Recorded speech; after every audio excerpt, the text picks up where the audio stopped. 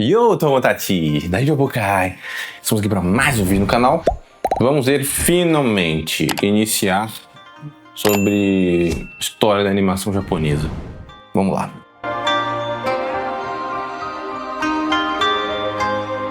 Como está a introdução, vamos ver sobre a história da animação japonesa a partir deste livro. Como está aqui, né? Eu sempre deixo no plastiquinho para conservar. Esse daqui é lançado lá pela Labolivros, tá até aqui, ó. Provavelmente vai estar ao contrário. Se não tiver, eu modifico, né? Eu inverto para você poder ver. Labolivros, é uma campanha no Catarse, né? Tá sendo vendido aqui, ó, na Urso Bururu que tem lá. Eu vou deixar o link na descrição. Eu acho o livro muito bom, curtinho, dá pra ler numa boa. Foi feito pelo Victor Danko, esse cara aqui, ó.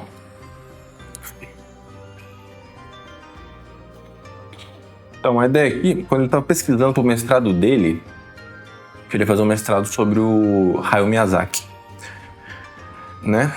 Aí veio sobre as inspirações que ele teve, porque para ele fazer os filmes dele, essas coisas, a gente sempre acaba pegando inspirações da nossa vida, como a gente foi e tal, né? Que a gente lembra, o que a gente viu, os animes que a gente assistiu, filmes que a gente viu, essas coisas do tipo, né? Aí ele queria ver o que o Hayao Miyazaki via na época. Aí ele foi estudando e acabou vendo sobre a história da animação. Aí ele descobriu coisas interessantes e decidiu fazer um livro, né? Que tá aqui. E acho que vou fazer um vídeo para cada capítulo, então vamos começar sobre o primeiro.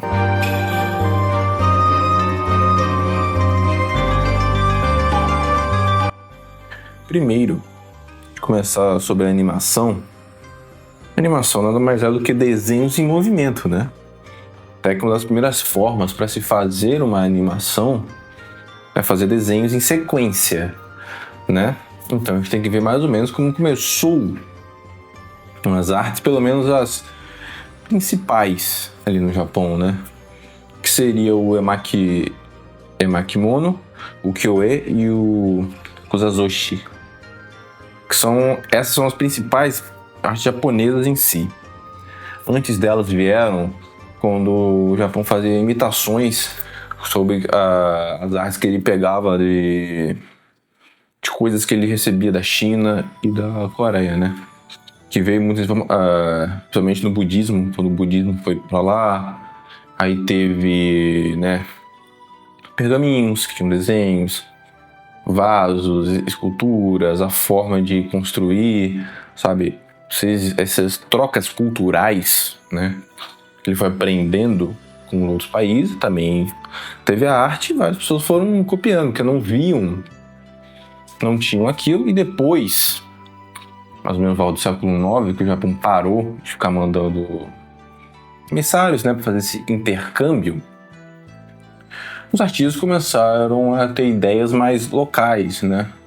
Sobre a vida dali, as construções dali, a natureza, os animais, as pessoas, as roupas. Todo esse repertório que eles utilizavam para fazer suas artes, né? E o primeiro deles que eu falei, o emakimono, né? São pergaminhos, né? Como tá lá, né? Que contam história de alguma coisa. Conforme vai desenrolando, você vai vendo a continuação da história. Quase como passar, né, a página aqui, mas lá estava enrolado, né? Aí você ia desenrolando para ver a história. Basicamente, um dos principais, digamos, a origem primordial dos mangás, que são essas histórias ilustradas, que tem, né, umas histórias continuadas que vai tendo assim, né? Ele foi uma das histórias contadas ali foi o conto de Genji, né? Genji Monogatari, que eu tenho o livro. Estava pra lá. Tá aqui, ó. Não vai dar pra ver, mas tá aqui. Esse aqui foi o volume 2, o volume 1 tá ali, né? Isso aqui tem em português de Portugal, porque não tem em português aqui. Uma das primeiras, né, feito pela Murasaki Shikibu, Basicamente dito como o primeiro romance do mundo. Feito assim, né? Mas enfim. Esses emakimonos podiam ser de 1 a 10 pergaminhos, né? Seriam volumes para ter a história. E poderiam ter de 9 a 12 metros, cara. Você desenrola tudo. Tem tipo 9, 12 metros, cara. Absurdo. E isso era feito à mão. Não tinha essa forma de fazer vários de uma vez só, tudo na mão. Imagina você errar. Você tá lá no final, sei lá, 11, 12 metros, finalzinho, e você erra. Tem que fazer tudo de novo. Não tem como você só cortar aquilo ali e vai botar como ali. Nossa, que coisa, cara. E dentro dos emakimonos tem 2 tipos. O otokoe e onnai, que seria tipo homens, feito por homens, né, otoko. A onna, feito por mulheres. Normalmente o de homens faziam, geralmente contava história de batalhas, algum evento histórico, e o feito por mulheres, normalmente falavam sobre a vida na corte ou os sentimentos humanos, né? Por que isso? Também a vida na corte, porque a maioria das pessoas que faziam isso, se não todos eram, não, a maioria sim eram da corte, que seriam os nobres, e alguns monges. Porque quem tinha educação para saber escrever, às vezes tinha coisas escritas, e tempo livre para praticar e para desenhar, e ter acesso a papel, tinta e as coisas, eram os nobres, né? No início, a maioria das pessoas estava preocupada em ter comida. Eles plantavam, tinham que colher, fazer as coisas, não tinham tempo para fazer isso e nem instrução, né? Conhecimento para fazer isso. Então, é por isso que as histórias mais focadas eram das histórias da corte, que as pessoas viviam lá, e histórias de batalhas, porque também era mais os nobres que batalhavam, atacavam, assim, essas coisas do tipo. Uma outra obra, assim, bem popular dos que é o Choujo Emakimono, né? São os pergaminhos dos animais dançantes, que seria o Choujinbutsu Giga, ou também conhecido como Choujo Giga, né? Otakus aqui, se conhece esse Choujo Giga, né? Quem viu Naruto deve saber, o Sai fala isso, é o jutsu dele, que tem um pergaminho, né? Desenho. Engraçado que ele faz um corte assim, sabe, no desenho do caramba. Aí ele faz o Choujo Giga, né? Faz os animais ganharem vida lá do desenho. Vem disso, né? Esses animais dançantes, né? Por isso que tem isso, como tá no nome, são feitos animais dançando ou tendo atitudes e coisas humanas, né? Não se sabe ao certo por que foi feito esse Choujo Giga, né? Alguns falam que pode ter sido só uma sátira da corte, sátira dos monges ou coisa do tipo, ou sátira de uma família que tava nesse período, né? Período era Heian, século 9 por aí, tava acabando a família e tal, né? Que acabou culminando no shogunato, né? Eu tenho um vídeo sobre isso, né? Vai estar nos cards aqui, né? Enfim, como eu disse, os emakimono seria como protótipo, não protótipo, a base primordial do mangá, mas o termo mangá foi utilizado no ukiyo-e, que é uma forma de desenho também, né?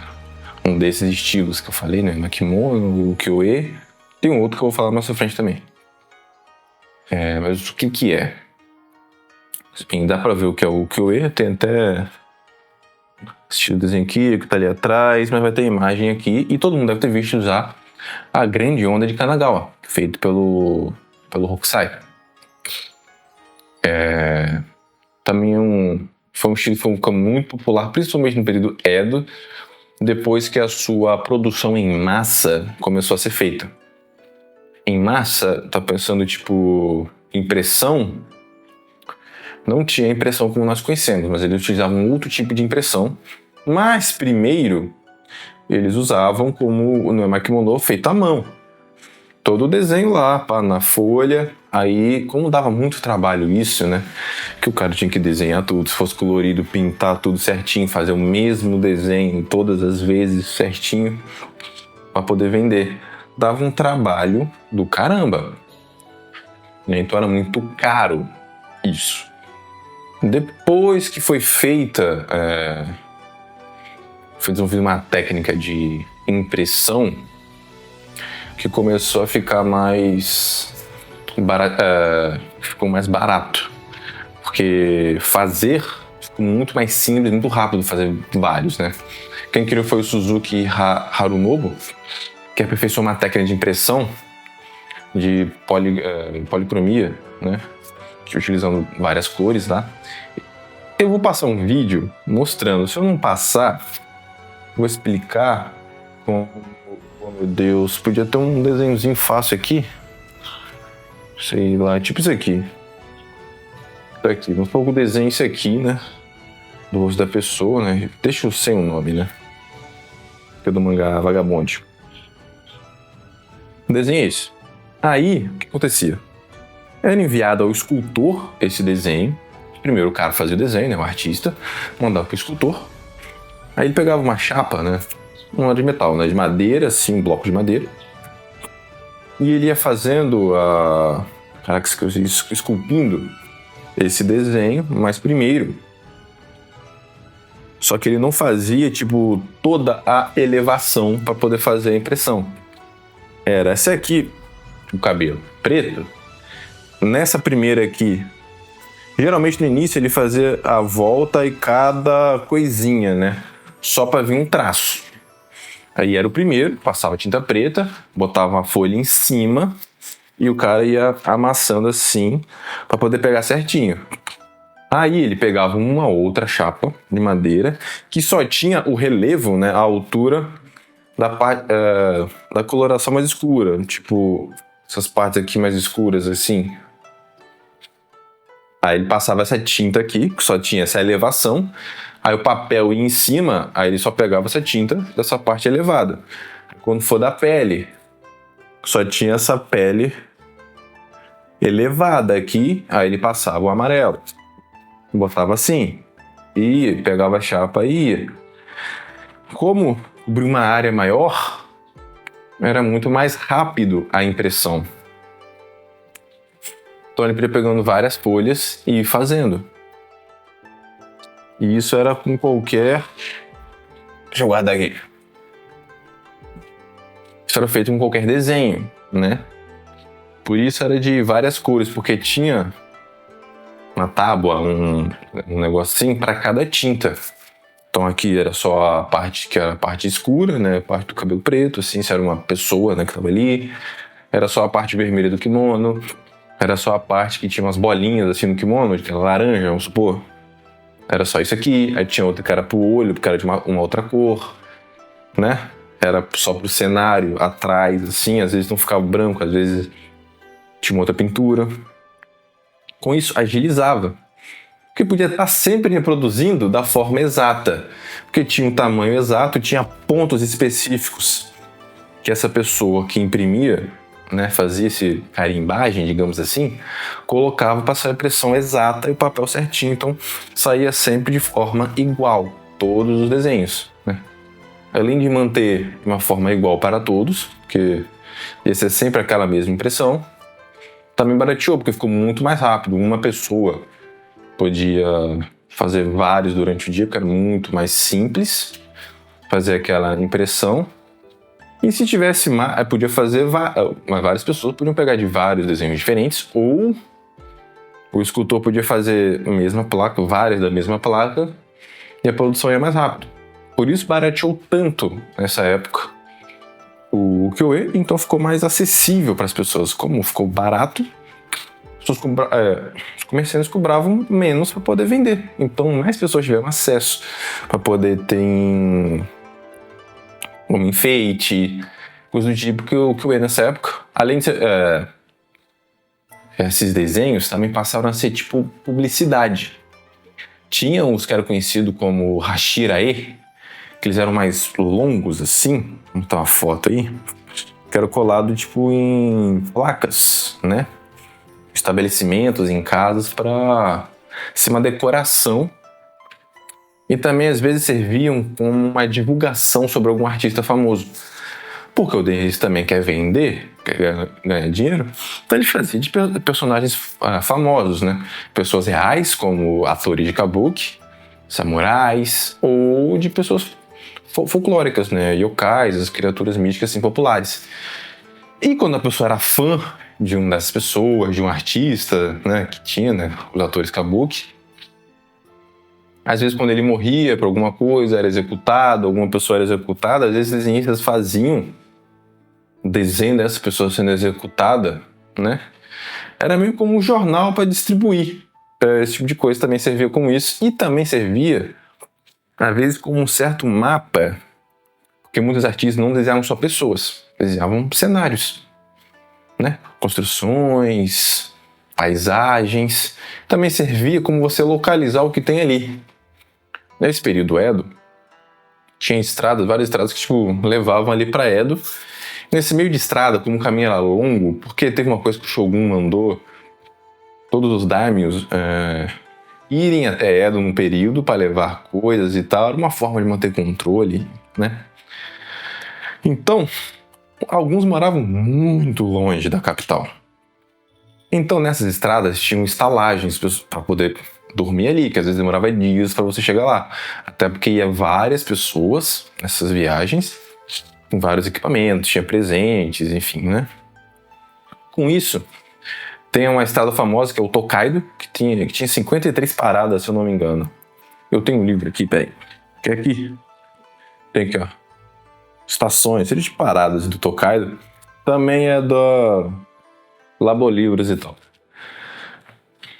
E aí tem essas paradas, você sabia o que tinha, né? Até outras estradas, você podia, a pessoa pintava um local, você podia, tinha esse mapa para poder ir, então era tipo um jornal, uma forma de um certo mapa, uma coisa de você saber os acontecimentos que, como não tinha internet na época, demorava para se espalhar, né? E, além desse negócio, tinha a própria questão de beleza, que foi ficando tão popular que até nobres e samurais compravam também, porque eram desenhos bonitos. Era, sabe? Então chamava atenção, era uma coisa muito bonita. Uma outra coisa interessante também, coisa que eu não sabia direito, que até no ukiyo-e teve influência de artes estrangeiras, né? De artistas europeus nessa época. Acho que, quem sabe, o Japão ficou fechado no período Edo por mais ou menos 200 anos, mas não estava exatamente fechado. Tinha uma pequena ilha artificial que foi criada para manter comércio com a Holanda, principalmente, que era para também os holandeses não entrarem dentro do Japão direito, então só ficavam naquela ilha, porque ele precisava de um certo comércio ainda, e também ficava sabendo de algumas coisas de fora. Nisso, como podia ter comércio em fora, alguns comerciantes, principalmente contrabandistas ali da Europa, para fazer comércio ali, pegavam coisas e embrulhavam, né? E eles utilizavam pinturas, porque na época também tinha pinturas, né? De artista, tipo o ukiyo-e, mas europeu, né? De artistas assim. Também começou a ficar mais barato a produção. Era aí que chegou um negócio aqui pra mim. Pronto, voltei. Deixa eu achar um remédio aqui, acabei de beber. Enfim, tá falando? Ah, tá. A produção de arte também ficou muito barata na Europa nesse período, no final do século XVII. Então ficou muito fácil ter essas pinturas. Então eles utilizavam isso para embrulhar as coisas que eles iam levar. Igual a gente embrulha jornal, porque jornal era muito barato, então embrulhava coisa com o jornal também. Isso acontecia no Japão também. Também acabava embrulhando algumas coisas com o ukiyo-e, né, com esses desenhos, que também estava muito barato. Com isso, os artistas do Japão tiveram contato com as pinturas, o desenho, a arte da Europa. Então eles pegaram referências, principalmente referências de paisagens, né? Aí o próprio Hokusai que eu falei teve muita influência. Começou a melhorar, a desenvolver a sua arte utilizando essa referência. Só que o Hokusai, outros desenhos que faziam, também influenciou os artistas europeus. Influenciou Van Gogh, influenciou um artista, peraí, qual é o nome dele aqui? O Laudrup. Somente não tem o divã japonês. Vou mostrar umas fotos aqui, se você ver. Lembra muito esse estilo de ukiyo-e. E o ukiyo-e já, como foi muito popular lá, várias pessoas também compravam por causa desse intercâmbio sem querer de imagens. Ele acabou ficando muito popular lá. Os europeus também compravam coisas. E hoje em dia o Japão tenta comprar algumas coisas para colocar no museu lá do Japão, para as pessoas verem essas artes, né? E vamos falar no Hokusai, que eu já falei, é ele que introduziu a palavra mangá no mangá dele, que é conhecido como Hokusai Mangá, que é uma coletânea de livros assim, ó. Isso aqui, se eu não me engano, acho que não é do Hokusai, mas era assim que era vendido esses livros. Aqui é 100 vistas do Monte Fuji, com os desenhos aqui. É nesse estilo que tinha o Hokusai Mangá. Que mangá, traduzindo, é tipo quadrinhos, desenhos engraçados, irreverentes. Então, aí ele fazia as pessoas fazendo careta, mais caricaturas assim, sabe? Já meio com essa pegada que o mangá tinha de fazer essas extravagâncias. Ele fazia isso, ele gostava muito de fazer pessoas muito gordas, muito magras, com nariz comprido, orelha grandona, olho grandão, sabe? Todo diferente assim. E aí ele fazia muito isso.